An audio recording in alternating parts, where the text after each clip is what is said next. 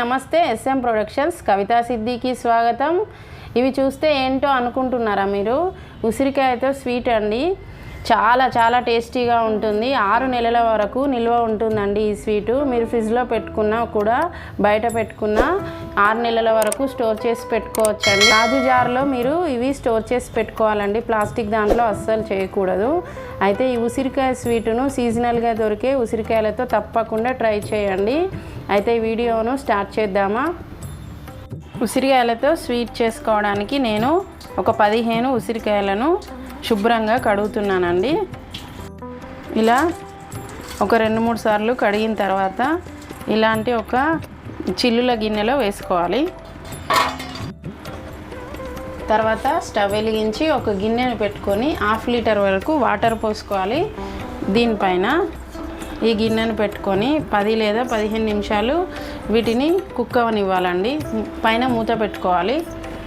ఇలా ఆవిరికి పెట్టుకొని వీటిని ఉడికించుకోవాలండి. కొంచెం సిమ్లో పెట్టుకొని ఉడికించుకోవాలి.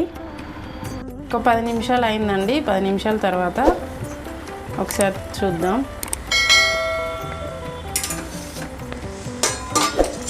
ఆల్మోస్ట్ ఉడికినట్టు అనిపిస్తున్నాయి.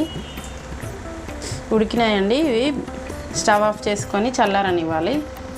ఉసిరికాయలు ఇలా పగులుతాయండి. ఇలా పగిలినాయంటే చక్కగా ఉడికిపోయినట్లే. ఇప్పుడు ఇవి పూర్తిగా చల్లారనివ్వాలి. ఇవి చల్లారిపోయాయండి. ఇప్పుడు వీటిని ఇలా మధ్యలో కాట్లు ఉన్నాయి కదా, ఇక్కడ కట్ చేసుకోవాలి.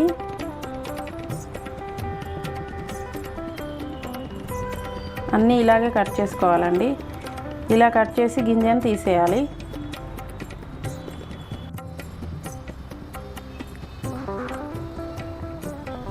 ఈ గింజను పక్కన పెట్టేసుకోవాలి. ఇలాగే మిగతావన్నీ చేసుకోవాలి. ఇలా అన్ని ముక్కలు చేసి పెట్టుకోవాలండి. స్టవ్ వెలిగించి ఒక ప్యాన్ పెట్టుకోవాలండి. దీంట్లో 1 టేబుల్ స్పూన్ నెయ్యి వేసుకోవాలి.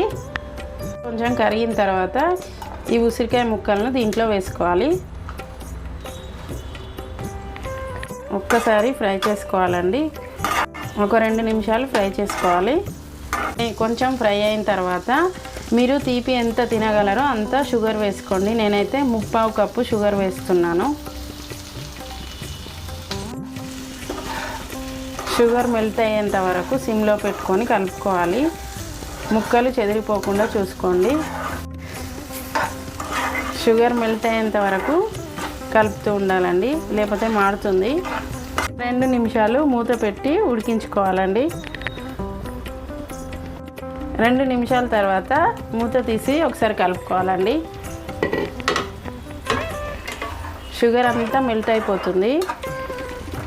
ఉసిరికాయలు ఒగరుగా ఉంటాయి కదా, అందుకని దీంట్లో కొంచెం సాల్ట్ వేసుకోవాలి. కొంచెమే వేసుకోవాలండి. తర్వాత కొంచెం యాలకుల పొడి వేసుకోవాలి. ఒకసారి కలుపుకోవాలి. జాగ్రత్తగా కలుపుకోవాలండి, ముక్కలు విరిగిపోతాయి. ఇప్పుడు సిమ్లో పెట్టి మూత పెట్టి 10 నిమిషాల వరకు కుక్ చేసుకోవాలి. 10 నిమిషాల తర్వాత చూద్దామండి. చూసారా ఎంత మంచి కలర్ వచ్చిందో? మధ్య మధ్యలో కలుపుకుంటూ ఉండాలండి, లేకపోతే మాడిపోతుంది. ఇది అయిందా లేదా అని తెలియాలంటే ఇది పాకంలాగా వస్తుందండి. చూడండి, ఇలా పాకంలాగా వచ్చిందంటే రెడీ అయిపోయినట్టే. ఇప్పుడు స్టవ్ ఆఫ్ చేసుకోవాలి. అంతే అండి, ఉసిరికాయ స్వీట్ రెడీ అయిపోయింది. ఇది 6 నెలల వరకు నిల్వ ఉంటుందండి. మీరు ఫ్రిడ్జ్లో పెట్టుకున్నా బయట పెట్టుకున్నా ఇది నిల్వ ఉంటుందండి. పిల్లలు ఎప్పుడైనా స్వీట్ కావాలని అడిగినప్పుడు ఇవి గిన్నెలో వేసి ఇచ్చేయండి. చాలా బాగా తింటూ ఎంజాయ్ చేస్తారు. అంతే అండి, ఎంతో టేస్టీగా ఉండి ఉసిరికాయ స్వీట్ రెడీ అయిపోయింది.